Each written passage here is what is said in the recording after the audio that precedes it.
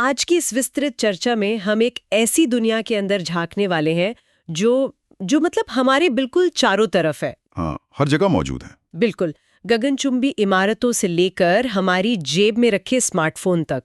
और आज का हमारा विषय है धातु और अधातु। मेटल्स और नॉन मेटल्स। हाँ, आज की चर्चा एक बहुत ही प्रामाणिक और विस्तृत अध्ययन सामग्री पर आधारित है। और हमारा मिशन सिर्फ ऊपरी बातें करना नहीं है। बिल्कुल नहीं। हमारा मिशन है ये समझना कि जो चीजें हम रोज देखते हैं ना, जैसे लोहे पर जंग लगना या सोने के गहने, वो असल में अंदर से काम कैसे करते हैं। और वो भी बिना किसी किताबी बोरियत के। एकदम सही। विज्ञान के कुछ सबसे चौंकाने वाले अपवादों को हम आज उजागर करेंगे। क्योंकि जो दिखता है वो हमेशा पूरा सच नहीं होता। ठीक है, चलिए इसे थोड़ा आसान भाषा में समझते हैं। अगर हम भौतिक गुणों की बात करें तो धातुओं की एक आम पहचान होती है। एक मानक छवि बनी हुई है दिमाग में। हाँ, जैसे उनका तन्य होना, मतलब उन्हें खींचकर तार बनाया जा सकता है। और इसमें सोना और चांदी तो सबसे आगे हैं। बिल्कुल। और आघातवर्धनीय होना, मतलब पीट कर चादर बनाना। इसके अलावा ऊष्मा और विद्युत का सुचालक होना। Good conductors. हाँ, और यहाँ एक मजेदार बात यह है कि चांदी सबसे अच्छी सुचालक है। पर हम उसे तारों में इस्तेमाल नहीं करते। बिल्कुल नहीं, मतलब वो इतनी महंगी है और चोरी का डर इतना ज्यादा है कि तांबे का ही इस्तेमाल होता है। सही कहा। और अगर हम अधातुओं की बात करें तो उनकी पहचान एकदम उलट है। भंगुर होती हैं वो। हाँ, ब्रिटल होती हैं, हथौड़े की चोट से टूट जाती हैं और आमतौर पर कुचालक होती हैं। मतलब बैड कंडक्टर्स। हाँ, लेकिन यहाँ जो बात सबसे ज्यादा हैरान करने वाली है वो ये कि विज्ञान में सिर्फ इन भौतिक गुणों के आधार पर किसी को धातु या अधातु मान लेना एकदम सही नहीं है। क्योंकि यहाँ अपवादों की कमी नहीं है। बिल्कुल, बहुत सारे अपवाद हैं। जैसे हमने कहा कि धातुएं कठोर होती हैं, लेकिन सोडियम, पोटेशियम और लिथियम को ही देख लीजिए। Alkali metals. हाँ, ये इतनी मुलायम धातुएं हैं कि इन्हें आप चाकू से काट सकते हैं। जो कि धातुओं की कठोरता के एकदम खिलाफ है। और धातुएं ठोस होती हैं हाँ। ना, लेकिन पारा यानी मकरी कमरे के तापमान पर तरल होता है, लिक्विड अवस्था में। ये तो हम सबने थर्मोमीटर में देखा ही है। बिल्कुल। और धातुओं का गलनांक यानी मेल्टिंग पॉइंट बहुत ज्यादा होता है। लेकिन गैलियम और सीजियम का क्या? अरे हाँ, उनको अगर सिर्फ हथेली पर रख लिया जाए ना, तो वो शरीर की गर्मी से पिघलने लगती हैं। मतलब ये अपवाद पूरी पारंपरिक समझ को चुनौती देते हैं। हाँ, और अधातुओं में भी तो ऐसे ही अपवाद हैं। हाँ, अधातुओं में भी कम नहीं है। आमतौर पर अधातुएं चमकती नहीं हैं, लेकिन आयोडीन एक ऐसी अधातु है जो एकदम चमकीली होती है। और कार्बन को कैसे भूल सकते हैं? बिल्कुल। कार्बन के अपरूप यानी एलोट्रॉप्स तो पूरी दुनिया को चकमा देते हैं। कार्बन का एक रूप हीरा है, जो सबसे कठोर प्राकृतिक पदार्थ है। और वो ऊष्मा का सुचालक भी है। हाँ, जबकि उसी कार्बन का दूसरा रूप ग्रेफाइट है, जो एकदम नर्म है और विद्युत का सुचालक है।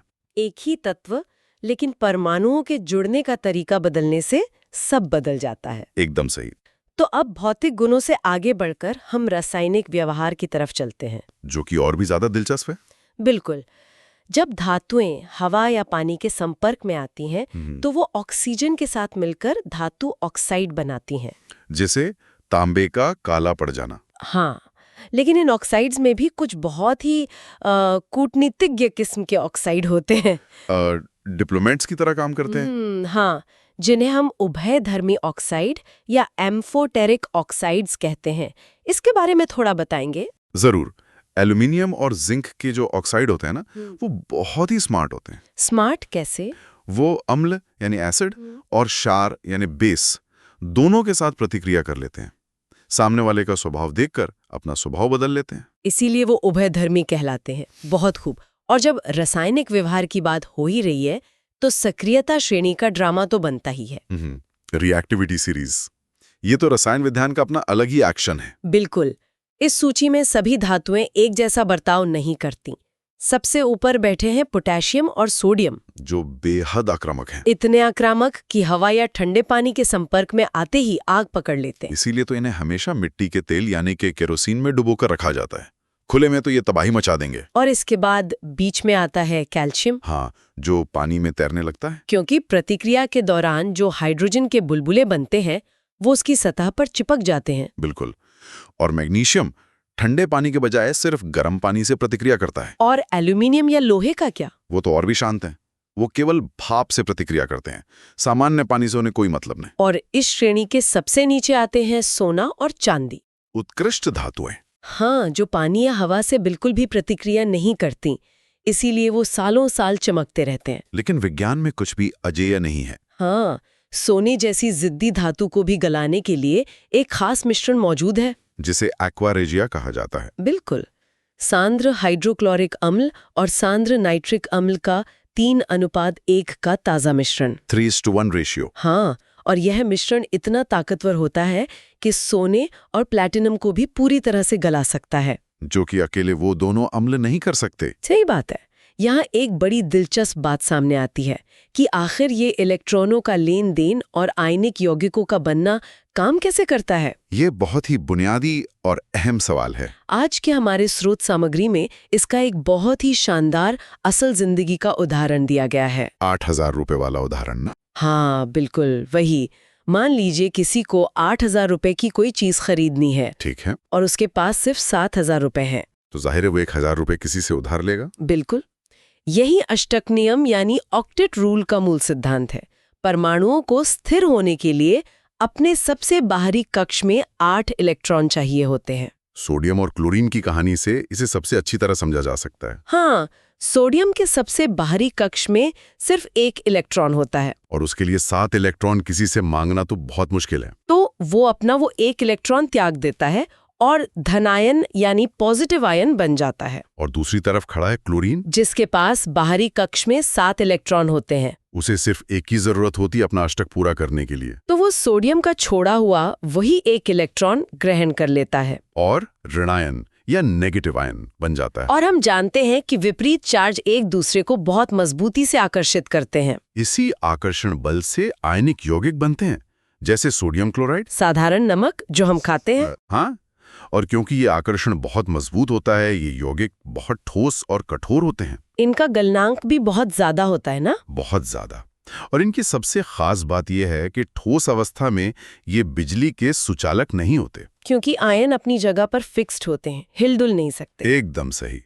लेकिन जैसे ही आप इन्हें पिघलाते हैं या पानी में घुलते हैं, आयन आजाद हो जाते हैं और तब ये बिजली के बहुत ही शानदार सुचालक बन जाते हैं। बिल्कुल। अब ये सब तो आणविक स्तर की बात हो गई, लेकिन एक बड़ा सवाल ये है कि पृथ्वी के गर्भ से हमारे उपयोग तक ये धातुएं पहुंचती कैसे हैं? एक्सट्रैक्शन और मेटलर्जी। हाँ, खनिज और अयस्क का अंतर समझना यहाँ बहुत जरूरी है। पृथ्वी की परत में जो प्राकृतिक रूप से मिलते हैं वो खनिज हैं, यानी मिनरल्स। लेकिन हर खनिज हमारे काम का नहीं होता। बिल्कुल। जिन खनिजों से धातु निकालना फायदेमंद और आसान होता है उन्हें अयस्क या ऑर्स कहते हैं। और उनके साथ जो मिट्टी, रेत जैसी अशुद्धियां होती हैं, उन्हें गैंग कहा जाता है। GANGUE, gang. तो इन अशुद्धियों को हटाकर शुद्ध धातु निकालने की तकनीक क्या है? ये इस बात पर निर्भर करता है कि धातु सक्रियता श्रेणी में कहाँ है। मतलब उनका स्वभाव कैसा है? हाँ, कम सक्रिय धातुएं जैसे पारा, जो सिनाबार अयस्क से मिलता है, उन्हें तो बस गर्म करने से ही धातु मिल जाती है। बहुत आसान है। लेकिन मध्यम सक्रिय धातुएं जैसे जिंक या लोहा, उनके लिए भर्जन और निस्तापन जैसी प्रक्रियाएं इस्तेमाल होती हैं। भर्जन मतलब रोस्टिंग, ज्यादा हवा में गर्म करना, और निस्तापन मतलब कैल्सिनेशन, कम हवा में गर्म करना। एकदम सही। और इसी दौरान एक बहुत ही शानदार प्रतिक्रिया होती है, थर्मिट प्रक्रिया। अरे हाँ, थर्मिट रिएक्शन। हाँ, लोहे के ऑक्साइड और एल्यूमिनियम की जब प्रतिक्रिया कराई जाती है तो इतनी भीषण ऊष्मा निकलती है कि लोहा तुरंत पिघल जाता है। और इसका सबसे बेहतरीन उपयोग होता है रेल की पटरियों की दरारें जोड़ने में। बिल्कुल, मौके पर ही पटरियों को वेल्ड कर दिया जाता है इस पिघले हुए लोहे से। कमाल की तकनीक है। और उच्च सक्रिय धातुएं जैसे सोडियम या कैल्शियम, वो कैसे निकलते हैं? उनके यौगिक इतने मजबूत होते हैं कि उन्हें सिर्फ गर्म करके नहीं तोड़ा जा सकता। उनके लिए विद्युत अपघटन यानी इलेक्ट्रोलाइटिक रिडक्शन का इस्तेमाल करना पड़ता है। बिजली का उपयोग करके उन्हें अलग किया जाता है। हाँ, और बाद में एकदम शुद्ध करने के लिए विद्युत अपघटनी परिष्करण इस्तेमाल होता है। लेकिन धातुएं शुद्ध होने के बाद भी सुरक्षित कहाँ रहती है? संक्षारण यानी करोजन हमेशा उन्हें वापस उनकी मूल अवस्था में ले जाने की कोशिश करता रहता है। प्रकृति का अपना तरीका है वो। चांदी का सल्फर के कारण काला पड़ना, तांबे का कार्बन डाइऑक्साइड से हरा हो जाना और लोहे पर जंग लगना, ये सब संक्षारण के ही उदाहरण हैं। और इनसे बचाव के तरीके भी विज्ञान ने खोजे हैं। जैसे पेंटिंग करना, तेल लगाना या यशद लेपन। गैल्वनाइजेशन, जिसमें लोहे पर जिंक की एक परत चढ़ा दी जाती है। हाँ, और एल्यूमीनियम को बचाने के लिए एनोडीकरण किया जाता है, जिसमें उस पर ऑक्साइड की एक मोटी कृत्रिम परत चढ़ा दी जाती है। ताकि वो भविष्य में सुरक्षित रहे।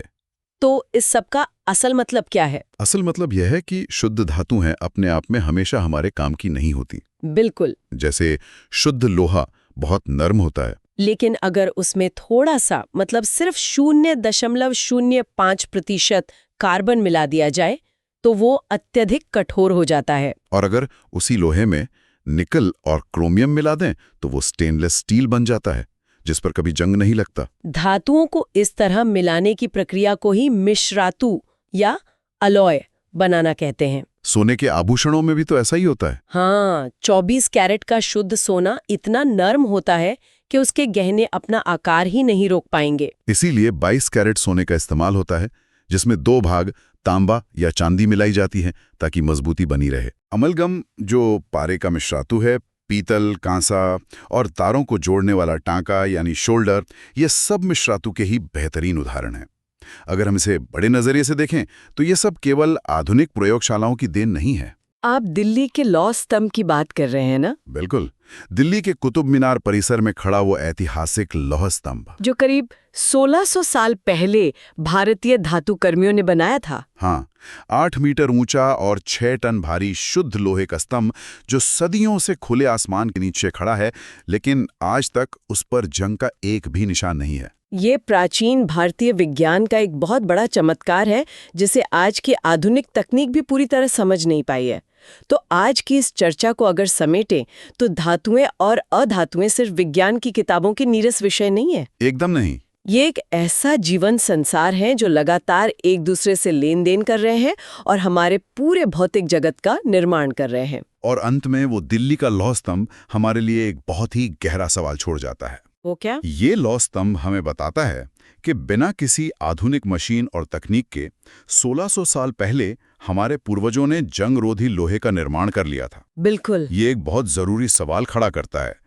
पृथ्वी के गर्भ में मिलने वाले इन खनिजों को लेकर प्राचीन काल के ऐसे और कितने उन्नत रहस्य हो सकते हैं जो शायद आज भी इतिहास के पन्नों में कहीं खोए हुए हैं और हमारी आधुनिक तकनीक की नजरों से बचे हुए हैं। ये वाकई एक ऐसा विचार है जो सोचने पर मजबूर कर देता है। इतिहास और विज्ञान का ये जो संगम है, ये दिखाता है कि सीखने और खोजने के लिए अभी भी कितना कुछ बाकी है। सही कहा। आज की इस शानदार विस्तृत चर्चा में बस इतना ही। उम्मीद है कि हमारे सभी सुनने वालों को अपने आसपास की दुनिया को देखने का एक नया वैज्ञानिक नजरिया मिला होगा।